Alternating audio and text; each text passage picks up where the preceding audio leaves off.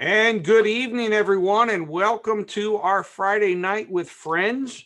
We are so excited that you have chosen to spend some time with us, and we welcome you to our digital campus and to probably one of my most favorite times of the week, which is spending time with friends.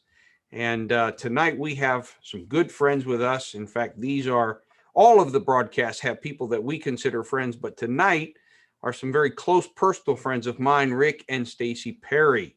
Now, those of you that have been on the broadcast with us before, you have already met Stacey as she was on along with Alana, and they were with us as MKs, meaning missionary kids, talking to us about the stories of growing up as missionary kids and how that all their experiences that they experienced there. And so tonight we're going to kind of pick up that story and figure out how Rick got to Africa, how Rick got the girl, or maybe it was the girl got the guy. I don't know. We'll have to hear in that story, and then the work that they did. But let me start by welcoming Rick and Stacey. Welcome to our digital campus.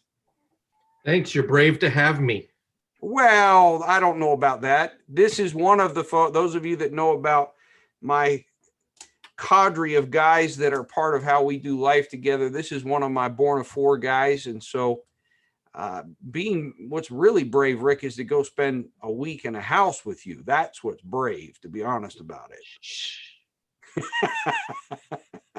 Anyway, so welcome to both of you. Stacey, good to see you again. Both Rick and Stacey, I'm so, in all seriousness, very, very thankful. They both, due to, well, we won't get into the mistakes that led to, but basically both of them have survived COVID-19, and I'm thankful for that. We've been praying for them several weeks ago, and I'm glad that both of my friends are well today, and glad that they could be on the broadcast here. So, we kind of know how Stacey got to Africa. Her mom and dad took her there.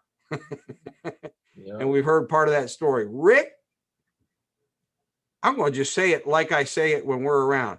How'd a white boy from Ohio get to Africa? I'm white. Yes, dude, you're white. But let's move on. All right. So how'd you get to Africa? Well, God, we'll blame him for all of this tonight. But the quick version is I went to IBC, as you know. And that's Indiana Bible College. For those of you that don't recognize the acronym, that's Indiana Bible College in Indianapolis, Indiana. Put my time in there, went back to Cleveland, and I was enrolled in school in Cleveland and going toward a secular degree. And I have to pause you. Are you a Cleveland Browns fan? Well, I'm not much of any NFL fan right now. So. All right. Okay. Yeah. I just have a couple of guys out there that I've heard rumbles that they're a little excited about this season with the Cleveland Browns or something. So I'm trying to get a few points that they're happy right now that I'm giving them some press or something. But I might have some brownies that are, I like my brownies. Yeah. All right. So you go back to Cleveland. I might have some hoodies. I might have some hats. Okay, there we go. See, that's what I'm talking about. Yeah. So tired of school, and I talked with a friend that went to Indiana Bible College with me, and let's just throw her name out because she may see this, Corey Noble. Okay. And she's not Corey Noble anymore, but she recommended that I look into going to Botswana, Africa, because she had she was there as an AIM worker, and they were starting a school. I was at the time working with the YMCAs in Cleveland, Ohio, with their different kids programs. So it just kind of made sense. I always wanted to go overseas. So I'm like, let's do it. I'm going. And this would be about what year? This was 1993. And for those of you that don't know, AIM, again, another acronym, is Associates in Missions.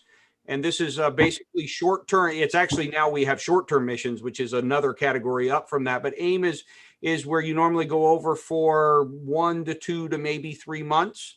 Yeah. You raise your own budget and you go and you help the missionaries in any way that you can. And it could be as simple as helping with homeschooling their children, to working in the office, to helping in any way within the field, etc. So how long were you originally intending to go to Botswana for on AIM? Well, the plan was to go for 3 months and come back and finish school. That was the plan. And it ended up being how long? Almost 16 years. Whoa, you never came home? Well, we came back to visit, But you never officially came home. Like you went on AIM and never came home. Correct. One year in 97 for almost a full year. It wasn't quite a full year. We stayed in Cleveland for a year and helped with the church there. And but outside of that, we were there. All right. So when you got to Botswana, okay, we already know how you got to Botswana as opposed to Nigeria or as opposed to Zambia or any of the other places. So you got there because of references. So when you land in Botswana, who are the missionaries? What's going on? What was your first impressions? So we kind of got to back up because there's a key piece that might go into the next section. The next section. All right. Yeah. In the next section, I am very interested in, because I've never heard this part of the story. So well, maybe I'll leave it alone. We can back up then. No, let's back up now. Come on. Back it up now. So what's the piece you got to put into play? So in the process of looking to go to Botswana, I was calling a young lady her name was Lakely Semino. Okay. She was getting married. She was a very good friend, but I was also working 3 jobs and was a youth minister and just couldn't figure out how to get it all to work together. And I'm like, this is nuts. Why would I go to this wedding? I'm not going to get to spend time with her or her husband. So I was trying to call her to tell her, hey, I can get off. I can be there the next weekend, and then I can spend time with both of you. Well, when I went to make that call, yours truly answered the phone. And I never got to have that conversation with her sister. We talked like 45 minutes that first night. So Stacey, you were in the States? Yes, I was home for the wedding. You were home for the wedding. That makes sense. And how did you know Lakely, Rick? From Indiana Bible College. Okay, so from Bible college, you went to Bible college with Lakely. Right. You're calling to tell her about coming to her wedding, and you just happened to get a phone call, get an answer from Stacey. That's right. Her older or younger sister? Younger. Okay. And you ended up never talking to Lakely at all. Correct. All right. Okay. So now you gotta realize this is 93. There's no FaceTime. There's no internet. You know, it's long distance too, right? It's long distance, yeah. Yeah. So you're talking, money. Yeah. 45 minutes was a long time. I used to, when Regina and I were courting, we were pretty serious. I was at Harvard in Boston. She was in Oklahoma finishing her undergrad. I was finishing my master's, and we would talk for 1 hour once a week. That was all I could afford. And that would have been in 96. You're still paying for that. Yeah. We did instant chat, man. We remember Netscape, and they had a little email indicator. We would write little short emails, and I taught her how to go into the computer labs and set the check rate to every 30 seconds. We were doing instant. I used AIM. Yep. See, I didn't even have that at the time. So it was AIM, what is that? AOL's instant messenger or something? Yes, that's right. That's exactly right. Okay, so fast forward. So you had this conversation, and then subsequent to that, you head to Africa in Botswana. And so when you land, who's there? Nobody. No. Let's tell the true story. All right, tell the true story. Who's there? First passport, first international flight. I'm all alone halfway around the world, and nobody is there to pick me up. Nobody. I'm in Johannesburg, my man, with nobody there because they were delayed, but there was no way to get in touch with anybody. Now, wait a minute. Johannesburg's not in Botswana, is it? They picked me up in Johannesburg to drive Yeah. to Botswana. Ah, so you land in 5-hour Johannesburg, South Africa, Yeah, and no one's there. correct. So what'd you do? I just hung out. He was only there about 30 minutes. No, I don't think so. Yes. My memory says I was there 5 days. No, you were there about 30 minutes. You don't even want to get me going on my courting story We with got my stuck wife. in traffic. Yeah. I was 7 hours waiting on her, but that's a whole nother story, and the church has all heard that. I'll tell that. I truly don't remember how it all played out. I remember in the airport they would have a room with phones, and you would pay at a counter to be able to use a phone, and they set you up. It was This was before cell phones. yeah. Also. So I remember that, trying to get a hold of somebody, and they showed up not long after. But it was interesting because I'm like, there's nobody here. I'm looking. So who's the they? Was Stacey there? Her mom and dad, her and Corey, right? Yeah. Corey was I don't gone. remember who the other. There was another AIM worker, but I'm not sure who Yeah. it was. All right. So they pick you up, and then you got how long of a drive to get to Botswana? 5, 6 Yeah, hours, before 5 to that, 6. Yeah, with borders and all that. All right. Have you had any contact with Stacey since that 45-minute phone call? Yes. We Oh had yeah. been calling. We back had and forth. contact. Let me tell. Oh no. Folks, please forgive me, but Richard, my friend, is not always the most kosher individual. No. Sometimes, Well, Stacey, you have permission on the broadcast to smack him if you need to. Okay. I've been told my filter's broke, but I've ordered a new one. Yeah, it hasn't come in, has it? No, it's a shortage on Amazon. All right. So you'd already been. How much time had passed from that phone call where you had first met Stacey on the phone to where you actually headed over to? We met in April. He didn't come to Africa until August. Okay, so not too It long. was August 17th.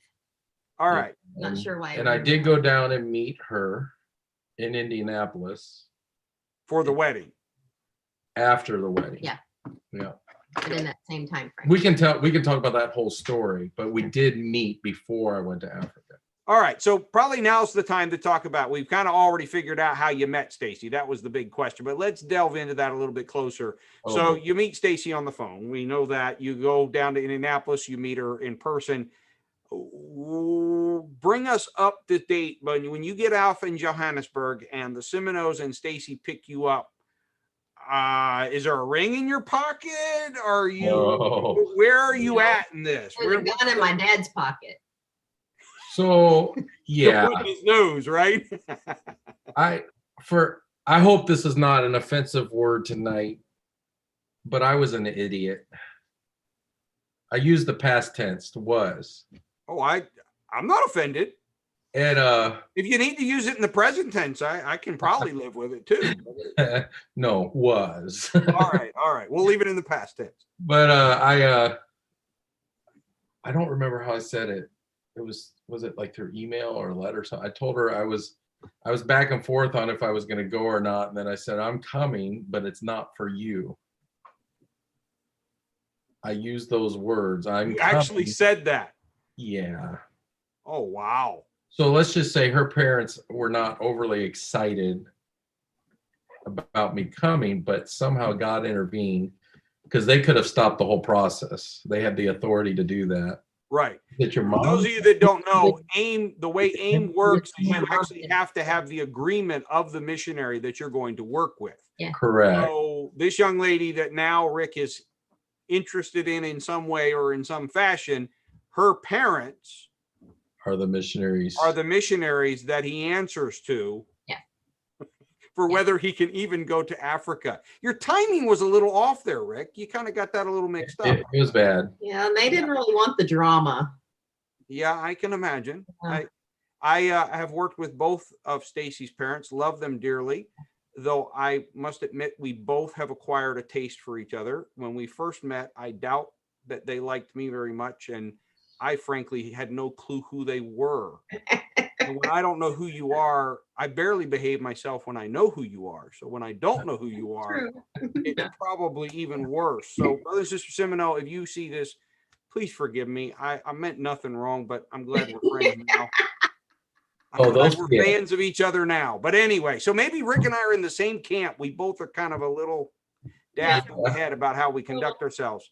All right. So what's the status of the relationship? Are you interested in her? Or are you just chatting or? Oh, I'm interested. We're friends. Yeah. All right, Stacey, where are you in all this? I mean, you obviously talked 45 minutes. Where are you in all this? I knew he was interested in me. He had dated another girl in between meeting me and coming to Africa, and he told me he wasn't coming for me. But I was like, I can play a whole lot better on my own playing field. Which was Africa. Yeah, which was Africa, because this was quite frankly, a dude who knew nothing about Africa. And I really wanted to see how he reacted. And I will say that from the moment he got off the airplane, hardly anything fazed him. When we found him at the airport, he was changing money. He was exchanging his money, which most people won't do that without a lot of guidance. Yep. He was like, I needed money. I was hungry. I'd been there 3 days on my own. Yeah, right. For 30 minutes and he was hungry. Been there 3 days. Yeah.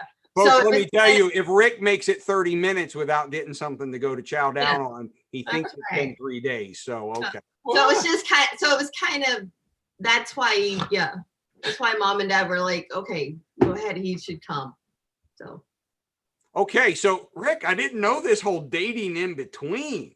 So that makes the telling her I'm not coming for you even worse. Yeah.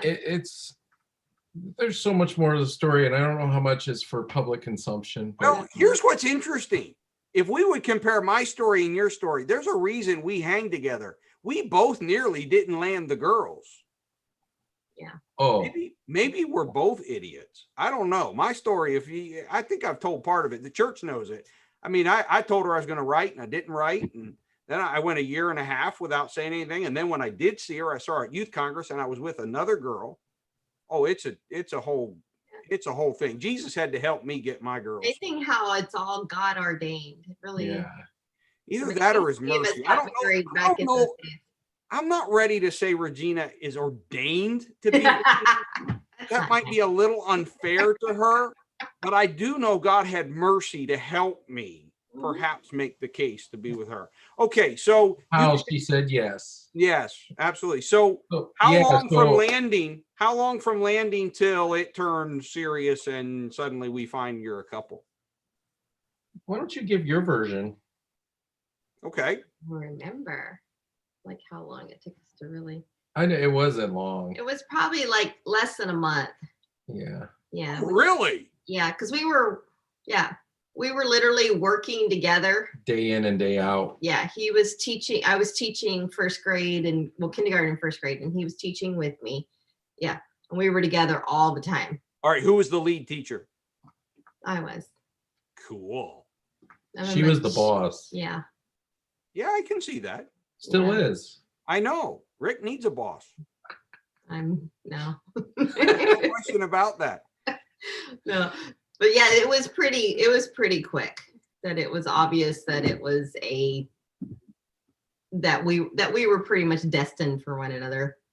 However, there is a however. Okay, what's the however? What's the however? The washer and dryer conversation. I have no idea what you're talking about. Wow. COVID's addled the brain? Yeah.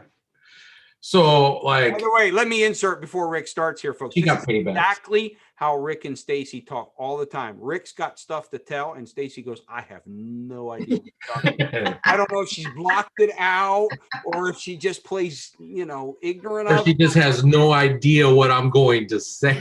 Exactly. We don't know what it is, but this is very typical. So you're getting to see the side that Regina and I get to see of Rick and Stacey. All right. So Rick. Washer and dryer. What's going on? She got payback. She was getting payback because of the in-between before me going to Africa.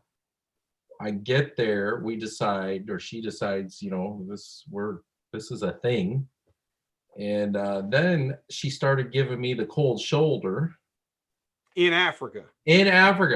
Like there's no one else there. Remember the I can play well on my territory? Yes. Okay. And this went on what seemed like I mean, I'm sure Johannesburg picked me up was 30 minutes, but it seemed like 3 days.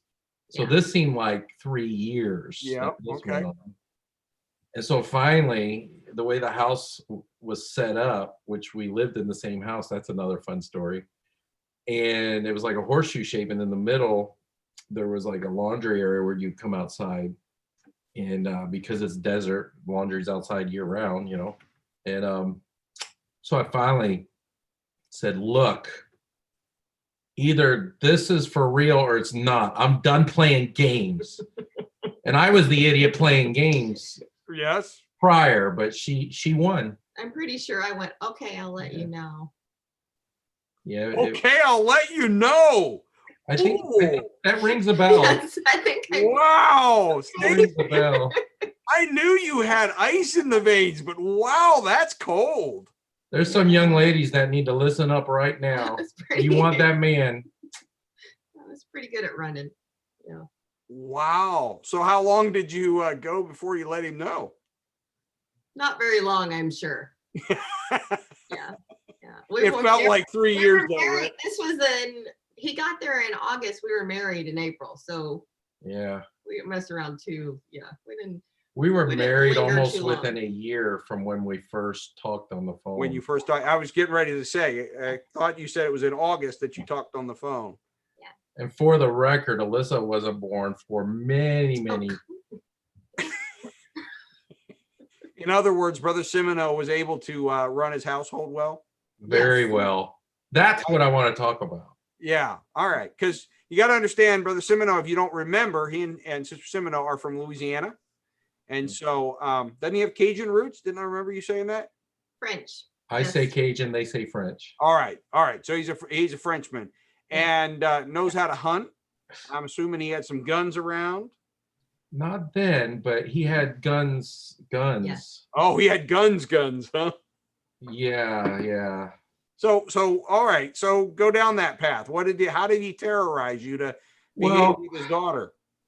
So because of the uniqueness of the associate mission program being on AIM, basically they provide the housing, right? Or Right. set you up and to make it affordable, like I lived in the same house as they did along with another aimer, but my room was right next door to the Semino's room, and it was literally more like a little office that was off their room, but it had a separate entrance into the hallway. I joke not that I could pretty much lay down and touch all four walls. You know, it was tiny. The smell. Now, mind you, again, this is the Kalahari Desert. It's 110 degrees many months out of the year. And I'm in a little room with one little window with no cross ventilation and no air conditioning. So that was part of this to see, is this boy really good? It's cut out for Africa. Right. Or cut out for our daughter.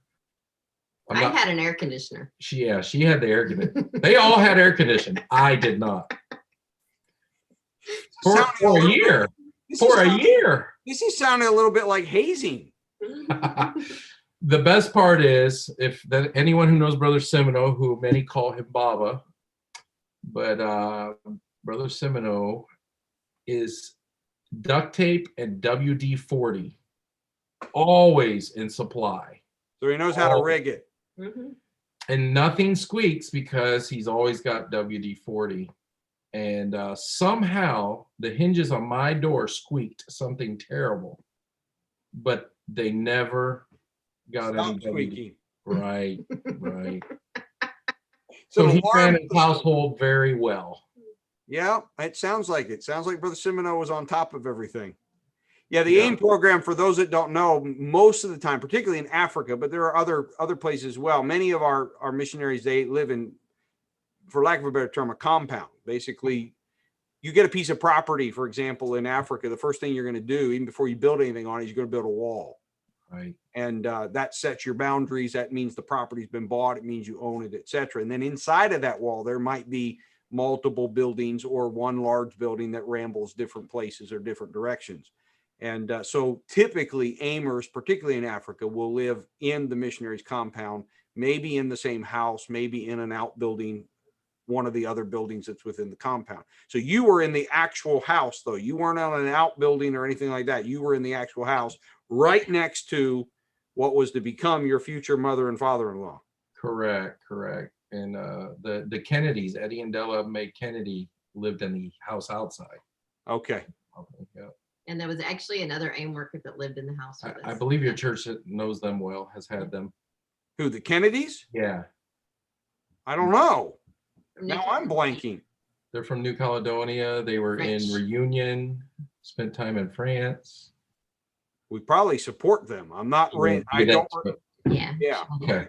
I'm almost positive we I'm support just them. giving a shout out if you're looking to support a missionary. There you go. I'll go check our list, see if we're already on. There If you we go. already have them. Absolutely. All right. So you guys get married basically a year after you meet. Yep. You were headed to Africa because you were tired of school. Right. There's a whole commentary there, but I'll keep moving. Mm-hmm. Thank What you. kept you in Africa? Now, obviously, you marry Stacey, but talk Yeah. about the missions piece of it, Rick, from your because we already know where Stacey's heart is. She's kind of grown up in Africa. We even commented on the last broadcast with her that she's more African than she is American. So now, yeah, I'll share something I'm comfortable sharing now. There's someone coming in our door. I hope it's someone we know. Our child. The story goes this way. I get there, supposed to be there 3 months. And as you mentioned, that program is like a short-term 3 months to a year kind of thing, typically. At that time, Right. 16 years we stayed on it, roughly. She did. I was shy of that. But to answer that question, how it evolved to that, yes, we got married, but when I sat down to speak with her father and to get his blessing, the one thing that he asked me is, what's your plans? And I said, well, I plan to go back and finish my degree in radiology. I want to be a radiologist and specialize in nuclear medicine. That was the dream. And he says, well, why you want to do that? And I said, well, I was raised in a home missionary home. Now we would say a church planter's home. Mm-hmm. And I said, I just, for something to fall back on. So he looked at me, and knowing him, he's less intense today, far less intense today than he was back then. And he just looked at me, he says, well, are you called, and has God called you into ministry? And to that point, I'd kind of been fighting it a little, to be quite honest. That whole first year, I didn't really preach. And that's a whole nother story that won't be for public consumption. All right. But the end of that conversation was, I said, yes. I said, I know I have a call in the ministry. And he says, well, that's all you need. And somehow that, whether that be the Holy Ghost or Brother Semino, but I believe it was the Holy Ghost. And I took it and ran with it, and we've been full-time ministry ever since. Not making big money all the time, ever, but taken care of, and it's been an absolute awesome life that we've had. So that's how that piece of it happened. And did you feel that calling? Okay, so he forces you to stare at that. Was that calling in Africa, or was it because of Stacey that you stayed in Africa? That's the piece that I'm going to share now that I don't think I've ever publicly shared. And I don't even know our church here in New Haven, if any of them are on here right now watching. I don't know. There's probably many of them that have never heard this. And I'm doing all the talking because it really is more probably me. That's all right. Than her. But we were actually in Durban, South Africa. And it was only the second time there was a multiracial conference of the church. Back then, during apartheid, there would be a conference for the white, a conference for the Indian, a conference for the African, and then a conference for what they call coloreds, which is not a derogatory term. It's more of your people down towards Cape Town that literally are just very, very lighter skin. Kind of hard to explain, but awesome people. All of them are awesome people. But we're in Durban, and I'm just like, Lord, I'm terrified. I'm looking to buy a ring for her. At that point, I hadn't even talked to her dad, confession. And so I'm in the So this is brief before the whole conversation you've just related about ministry, Correct. and that's all you need. Correct. God's working within you. Right. Okay. Right. So the Kennedys, Eddie and Della Kennedy, they're with me in a shop to buy a ring or look at rings. I literally spilled a can of Coke on the countertop over all this expensive jewelry. I was so nervous. Walked away from it, I believe, and it was that, I want to say it was that night in service. I'm up playing drums at this conference, and I'm looking out at this crowd, and it was the exact image of something that I saw when I was 13 years old. In a dream or a vision or? Church service. I would call it a vision. Okay, because you were awake. Right. And for those of you that are watching, like, and those of you that know me, Rick Perry is not that guy. You know, I don't walk around seeing visions, and he's not hyper spiritual. I'm not. Verify that for sure. But it was an absolute incredible move of God. And at my home church where I grew up, where my dad started the church, and I literally had two visions, and one was of like walking across this foam something, I don't know, it had little openings, and there were hands coming out, and I saw faces and fire and flesh burning, and not to get too gruesome, but it was just terrifying, which I believe was hell. Or a vision of, you know, not getting all the theology of it. But then the next one, this is one of those, maybe you remember these services, you know, you start at 7:30 and it's not done till 12:30. It was one of those.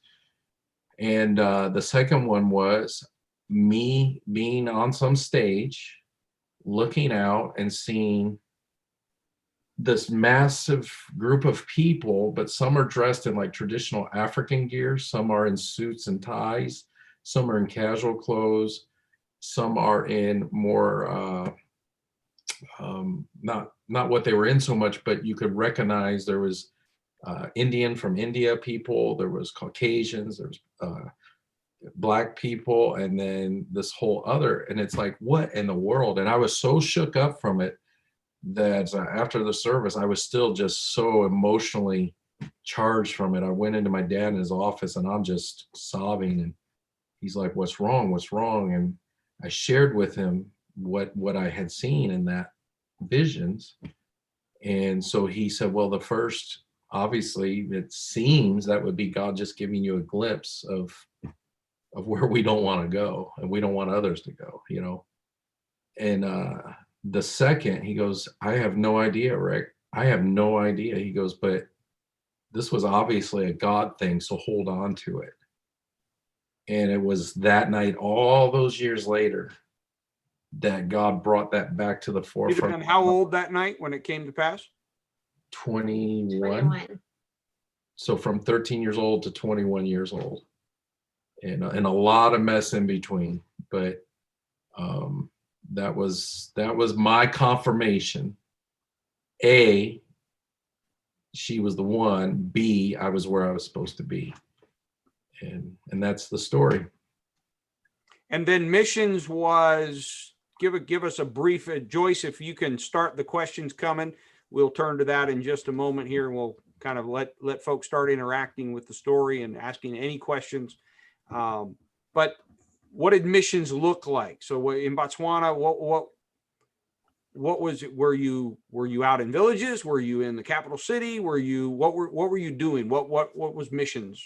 We were in the capital city of Gaborone, and we had started an international English speaking school. Gaborone had Botswana had a real shortage of English medium schools. And if you were an expatriate, which means you come from another nation and you were living there and working, you could not put your kid into a Setswana speaking school, which is a Botswana school. Public school. Yeah. So you had to go into an English medium school. When you had a baby, you put them on the waiting list. And so there was a huge shortage. So we started an English medium school, and we worked with that. And we also worked with the school whenever the church, when Rick first got there, we were probably running about 60 at the church. And the school was also at about 60. And we started just multiplying like crazy. Like every term we were adding 60 to 70 kids, and the church started growing. Brother Cole. The school? Pardon? Was it fed by the school? In other words, your contacts in the school? Yes, kind of. To contacts within the church? Yeah, a lot of it was and it wasn't. It was both. You know, we had a lot of, yeah. And then Billy Cole came out. I can't remember what year. Do you remember? 95. In 95. And we had a crusade, and we had 100 and I want to say 114 or 16. Yeah. Get the Holy Ghost. Yeah. Something like that. And that kind of literally propelled the mission. Now mind you, the church was only running just over 100. Yes. Right. That many. So you literally doubled yourself just in that crusade. Doubled. And we were ready for them. We started teaching Bible studies, and we maintained a huge amount of those people. But it was young couples. It was like couples like us, my sister and her husband at that time, the Kennedys, the Ciscos. There were so many AIM workers that came out that we worked with. So Nick and Pam were also in Botswana as AIMers? Yes, yes, later. Nikki, if you're watching this, remember I was your boss at one time. Look at that.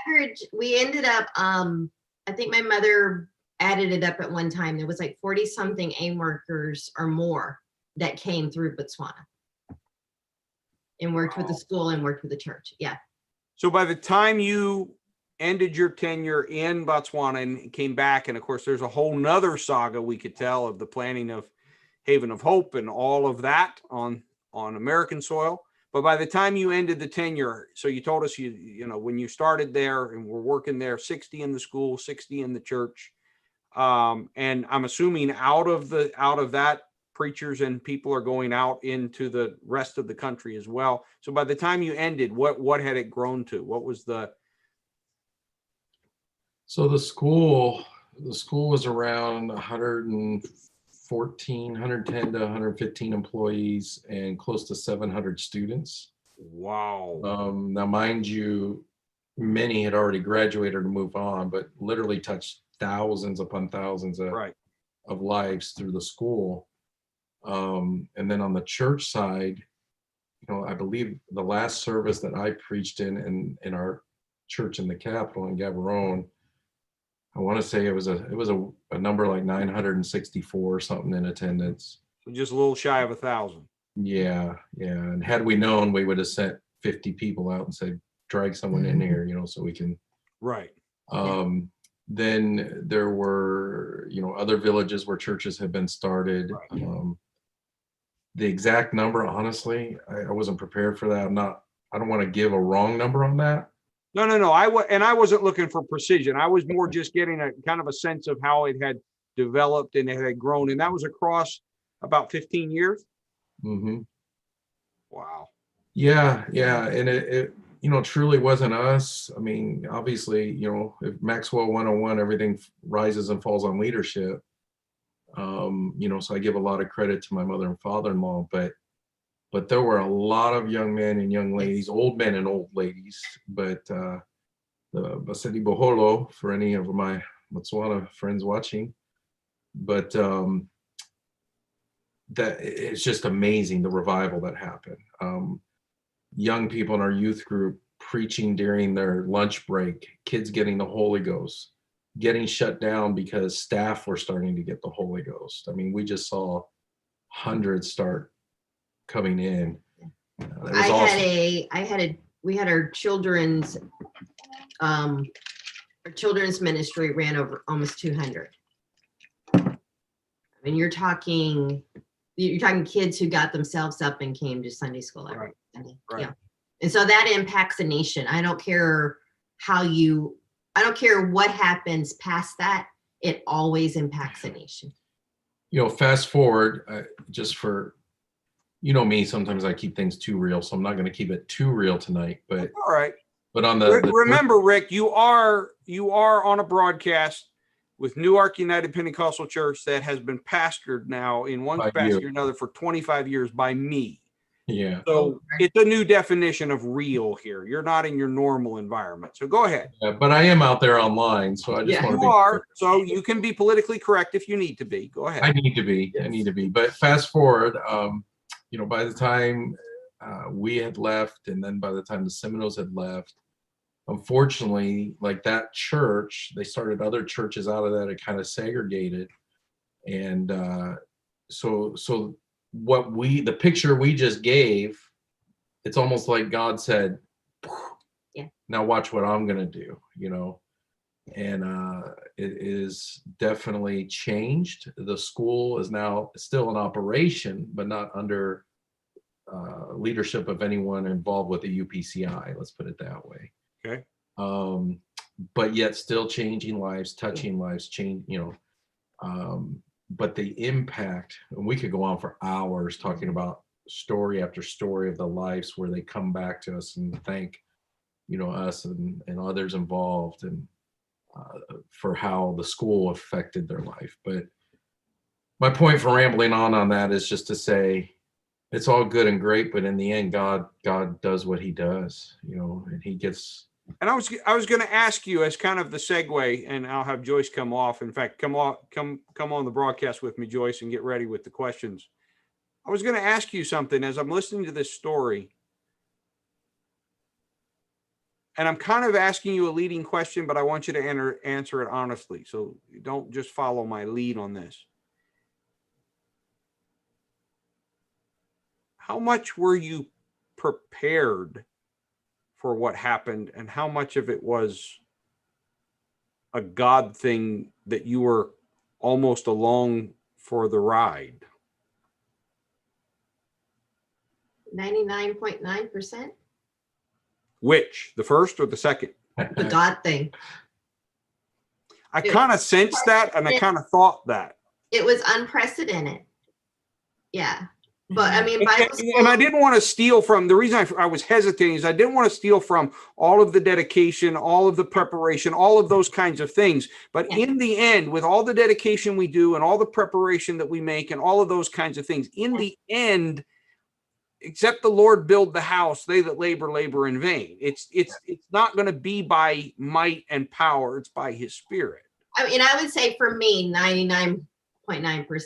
But for Rick, he had planted a church with his family. He had done all of that, and also Bible school. So I think he had a little bit more preparation for what he was doing, and working with youth, where we just pretty much whatever had to be done got done. I mean, we did everything from build to teach. We did everything. Rick, I saw you shaking your head. I'm glad she thinks that highly of me. So it was a whole lot of God then. Yeah. Yeah. I mean, she says 99.9. I was thinking like maybe a 70-30, 70 God, 30. Just from this context, that there's gotta be planning. Yeah. Correct. There's gotta be structure. There's gotta be systems, you don't grow let's just say an organization, it doesn't grow. God could bring in 1,000 people, but if we don't have some systems in place, what are you going to do with them? How are you going to take care of them? For them, Right. I'm thinking of Rick Warren wrote the book Purpose Driven Church, and I think in there, I think it's his book where he talks about just riding the wave. That sometimes you just got to be ready for the waves when they come and ride them, which there's a lot of truth to that. But if you don't know how to surf, if you don't know how to get up on the surfboard, if you don't have a board, if you don't even have the board, right, then you're going under that wave. You're not riding it, and you might not survive that. That's right. So I think that needs to be heard that, yeah, there was a lot of work. There was a lot of planning. There's a lot of building. Her father oversaw most of that. I got sucked into the early days. Again, I think he was testing to see if I could handle it. But Were you man enough? when it's 110 degrees and you're angle grinding windows out of railroad car containers, and it's fun. It's fun. So anyway, I don't want to. All right. take No, more I time. really wanted, because I would honestly, not to get very pedantic and get too preachy tonight, but I think both elements are present. We have to do our part, but understand our part without him means nothing. Yeah. Well, I honestly believe that our story, just us getting together, because I had been in Africa already for a year. And when I say there was no one to date, there was no one to date. I came home for 3 weeks, met him, and knew that this was going to happen. So I think our story is a prime example of people who just say, okay, God, we've tried everything. It's your turn. Do it. And he just kept using us and putting us in the right place. And even to getting us together. When you give it to him, it works out. Availability as opposed to capability or even preparation. Yeah. And obviously, Newark, you know that we are not against capability and we are not against preparation. Yeah. Amen. But in your planning, have flexibility for God to do what he needs. Absolutely. We got to let him speak. We got to let him rule. All right, Joyce, come off mute. My show's about done here. Do we have questions coming in? Or everybody just riveted and has nothing to say? Yes, we do. So, Brother Rick, we heard lots of stories from Sister Stacey last time. Do you have any funny stories, scary stories about your time in Africa? Oh, yeah. Which one do you want? Oh, you don't know what they are. No, we don't. I would say the lions were probably the most scary, I think. I'll try to tell this very quick, but so in Botswana, it's desert, but it's the Kalahari Desert. And in Botswana, there's an area called the Central Kalahari. And there was a group of us of men, we're going to go out and spend a few nights out in the Central Kalahari, just camping and getting away. And first of all, I'm the fearless leader headed that way. 3 of us were American, and I think 3 of us were South Africans. I got us lost. I had a GPS. Now, we're not talking about what's on our phone. We're talking about a GPS with waypoints. There's no pretty roads. It's just dots on a screen. I have it. I have no idea how to use it, but I had it. So Did anybody in the group know how to use it?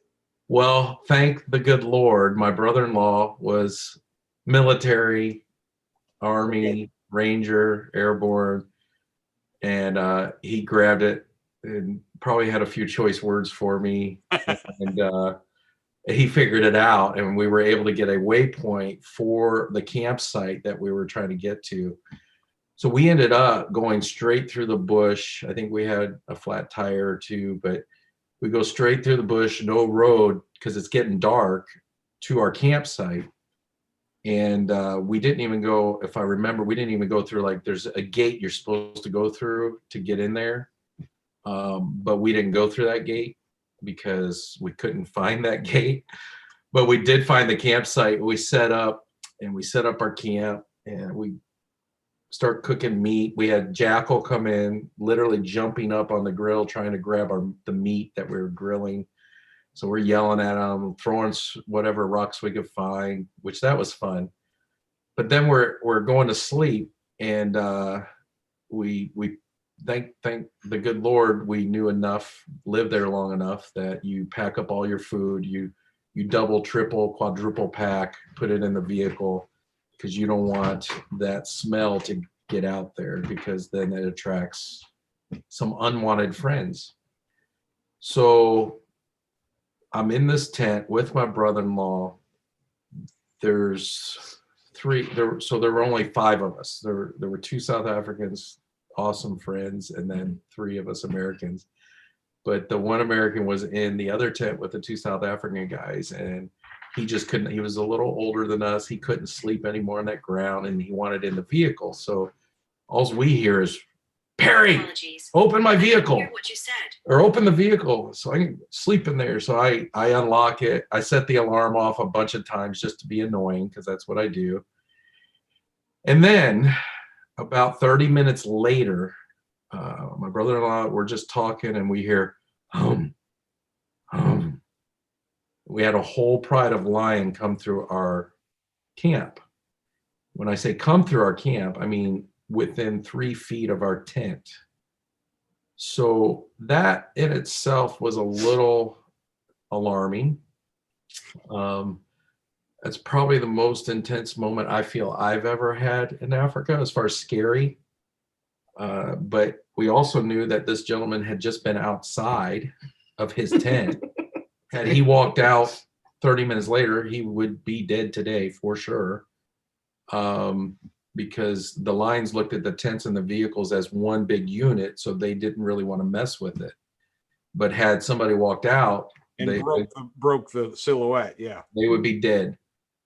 Just because a lion has eaten, this is some spiritual stuff here, folks.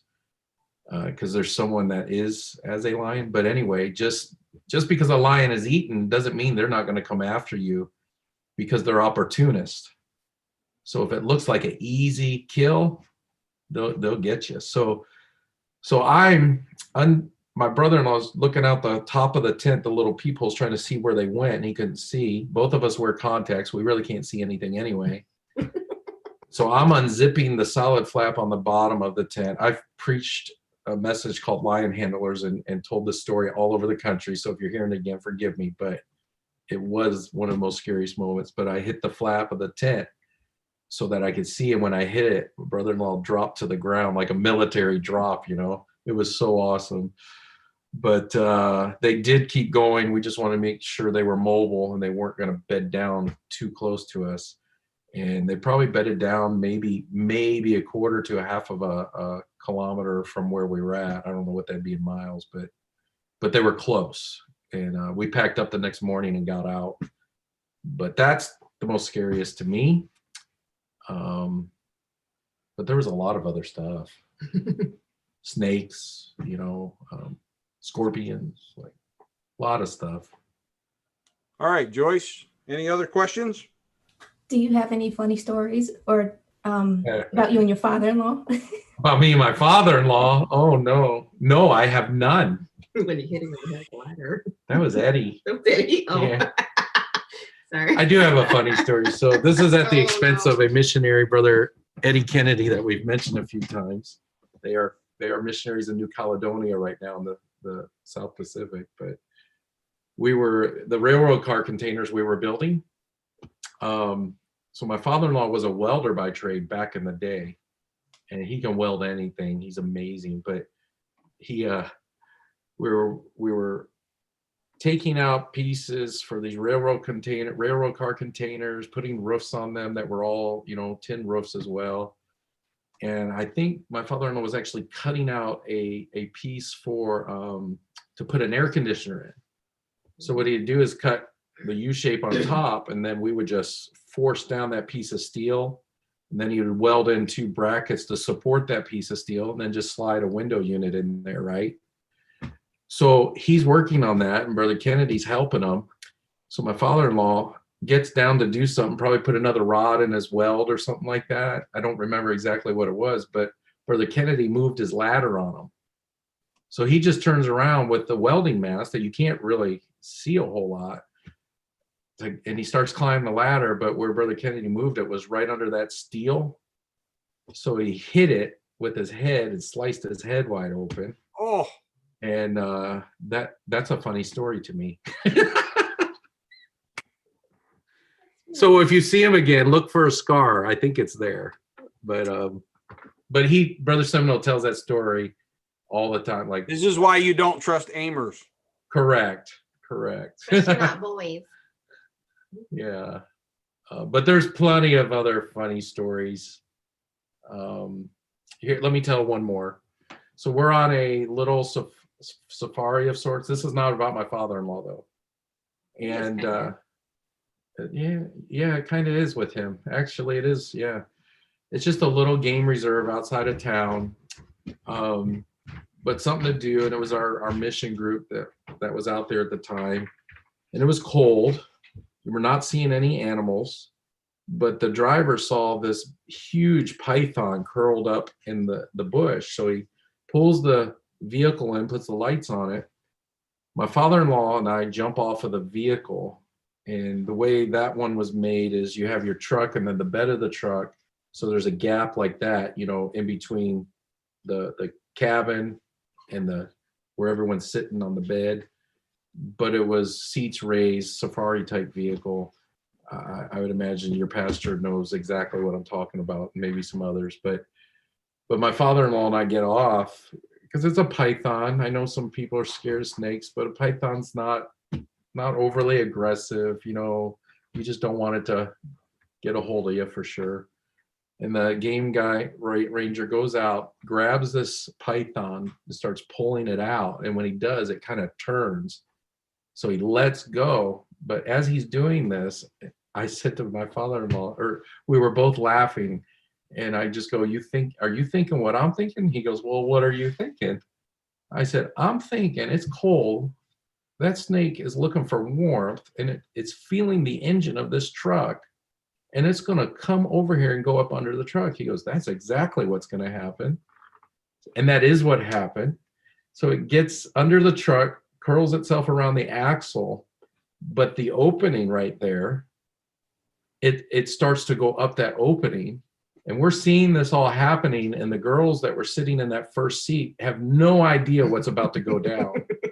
And that python raises its head up over that opening. This is no exaggeration. Those two girls, they weren't girls, they were grown women. They jumped straight over the back, like the seat that they were in. They didn't turn around. They just went back and fell into the seat behind. Like, it was, sorry if they're watching today, but it was so funny. Yeah. So that was a good, and we never could get the snake off. We drove all the way back to the entry of the park with it on there. With the snake with you. Yeah. And then they couldn't get it off, and they just let it stay there. And we knew these guys, and the next morning they said it disappeared somewhere during the night. It took off.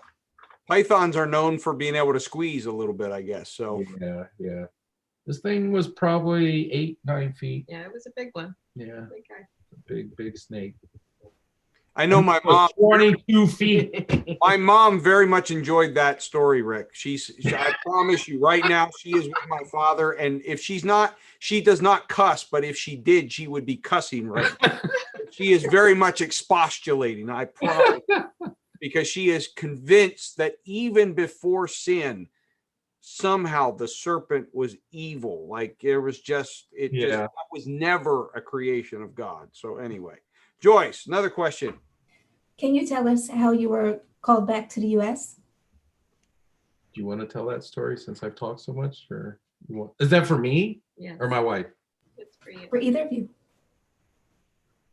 I just followed. So, how much time? Because it's 8. All right.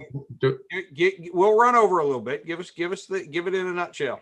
Okay, so it's got to be a nutshell. So we felt like there was a huge change in our ministry. We thought it was going to be in Botswana. We actually had applied for full appointment as missionaries to Botswana. And all our years there, never did that, never felt a need, because we made a decent living through the school and we didn't have to deputize. So with that said, we actually ended up having our way paid to go to a general conference that was in Ohio, in Columbus, Ohio. And while I was there, that would have been what year? My Lord, I don't even know. 2007. I think it was 7. Yeah, so around there, whenever a conference around 2007 was in Columbus, it was that one. And I found out that the board wasn't going to meet us. but it wasn't anything against us. They just made a decision that deputation was so backed up, they just weren't going to meet anybody until further notice. And I had already talked to Brother Richardson, the field supervisor, or the regional field supervisor, and called him actually in Madagascar and said, Stacey and I just feel like there's a huge change, and that if we don't get appointed at General Conference or the board meeting the first of the next year, God's up to something. And I just wanted him to hear that and know that, so that he was aware. I don't know why. I just felt he needed to know that. Fast forward, they didn't meet us the next board meeting, but we were at that General Conference, and Brother Jay Sterneman, who is now the superintendent for Mass Rhode Island District, he was then the home mission director. He found me, said, "Are you Rick Perry?" I said, "Yes, sir." He said, "Well, I heard there may be a change in your ministries. I wonder if you'll come to Mass Rhode Island and see if you feel anything. Let me show you where there's needs." And I That, by the way, was my home church for my 2 years when I was. Tiverton? Yeah. Oh, wow. I was with him when he was in his original building in Fall River, Mass. And then he moved across the line between my 2 years there. I went home during the summer. And when I got back, he had bought what was then a boat repair and showroom and so forth that is now his current sanctuary and campus. He had bought that, and they were in the process of renovating. Oh, cool. I was in my second year with them. I was out in what is now Sunday school space in that. They didn't have the sanctuary done yet. I was with them worshiping in that front portion. That's pretty neat. See, I didn't know that. Yes, yes. But yeah, so the end of that story is, there's many details I could give there, but Brother John Petoskey was my roommate at Indiana Bible College, and for the years I was there, and he found out we were coming, said, "You can't come and not spend time with me." He picks us up in Boston. We thought, if this is a God thing, Boston's the place. And we truly only came because it was New England in the fall, and we had 2 plane ticket vouchers to use, or we're going to lose them in 3 months. And we were headed back to Botswana, so we knew we wouldn't use them. So that was really, truly why we came. And so we're in Boston, not feeling anything. And I don't always have to feel Holy Ghost goosebumps. I believe we should plant churches everywhere we can plant a church. But to move my family halfway around the world, I needed to know God was doing something big. You needed a little direction and confirmation. Right. So we ended up driving down to New Haven, Connecticut. We were in an area I was looking at this old cinema that had been shut down. It was, just a very, very old building. And literally I felt God say, if I've ever heard an audible voice, or come close is more like it, it was then. Just heard the voice of God say, "This is where I want you." And I waited 3 days to bring it up with my wife. We were then in Tiverton at their home in their guest room. And I said, "We're just down in the basement." Yep. I stayed there many a weekend. I would come down on a Friday night, and Sister Sternman would take care of me. There you And go. I would stay there and then leave Sunday after church. So we were there, and I just said, we're wasting this man's time. She goes, what are you talking about? I said, "There's a huge change coming, but it's not here." And so she very emotionally says, "New Haven, right?" And I just said, "Why would you say that?" And she began to share that this old building, do you remember this old cinema? She says, I was looking at that building, and I just felt God tell me this is where we were going to move. So hers was a little different wording. And by this time, we're both bawling. I at first was like, "Oh my Lord, help me, Jesus. I'm never going to get this missionary kid out of Africa. My marriage is over. You're calling me here. She's not going to want to come." But God worked all that out. We went back to Botswana. We told her mom and dad what had happened, what we feel.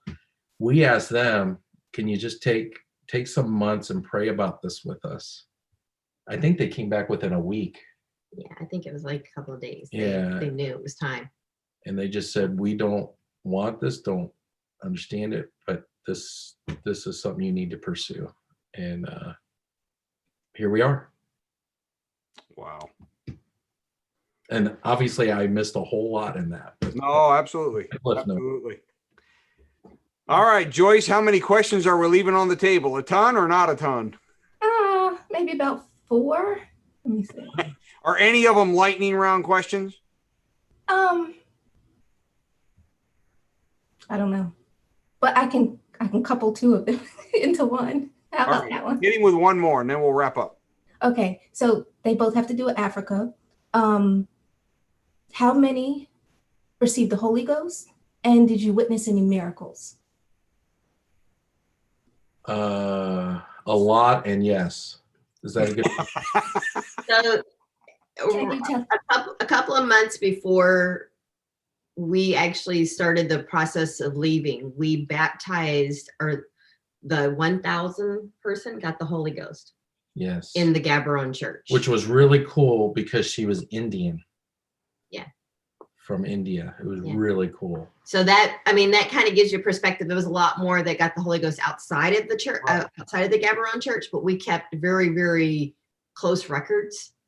So Her dad kept the records. I don't have them. yeah. So But though there, I mean, there was lots of miracles, but one of them, a guy came in on crutches to was it a youth service? yeah, he was like one of the youth, had been coming around for quite a while. Yeah. And we didn't notice that he came in on crutches, but he was acting quite frankly crazy. I mean, just everywhere, just bouncing and bouncing and bouncing and being, and extremely demonstrative.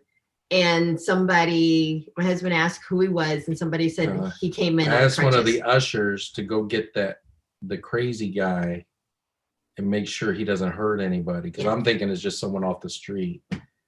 And they said, sorry to interrupt her, but they said, no, Pastor, that's so and so, and I don't even know I can't remember his name right now. I said, what do you mean? Said his leg, because he was on crutches, but his leg was like shriveled up and would dangle when he walked. So it wasn't even like, I mean, he obviously needed the crutches. Yeah. Well, during worship, no one laying hands. It was just worship. 700-800 people, just move of God. And in the midst of that, God healed his leg, straightened it, it just. Nobody touched awesome. him. There was no big hoopla. Yeah. He just started jumping around. Perry gets no glory. Jesus gets it all. Absolutely. I have long taught Newark, and we have examples of it. I've long taught Newark. The Holy Ghost and miracles is God's providence. And I think we can stop him, but we aren't the one who starts him. Yeah. He is sovereign. Yeah.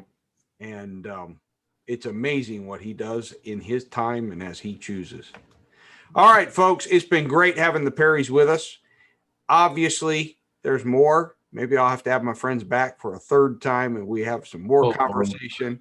I know it'll be a while, Rick. Trust me. Okay. I'll give us a break. I'll give us a break. But let everyone forget who we are for a while. Yeah, exactly. Let it ebb away a little bit. That's exactly right. All I know is your pastor has preached at Haven of Hope. I have. His friend's never been down there, so. Uh-oh. Now he's throwing shade. There we go. I hope that you've enjoyed it tonight. If you're a first-time guest with us, we are so thankful that you've chosen to be with us. We broadcast 6 nights a week, Tuesday through Sunday, 7 o'clock each night. And we hope that you'll join us again. Check us out on our website, newarkupc.info. You can find out all kinds of things about us, how to join a small group, particularly in this season. That is pivotal, important, along with our broadcasts. You can partner with us in giving. You can submit prayer requests, baptism requests, praise reports, all kinds of things like that. If you got any questions, again, remember newarkupc.info. That's how you can reach us. And to the rest of you, thanks for being tolerant for my friend and I, both friends in our chit chat. And I'm surprised we did as well as we did, only ran over 10 minutes. We could have gone for hours. I hope that you've enjoyed the broadcast tonight. And so until tomorrow night, I say to you, good night and God bless.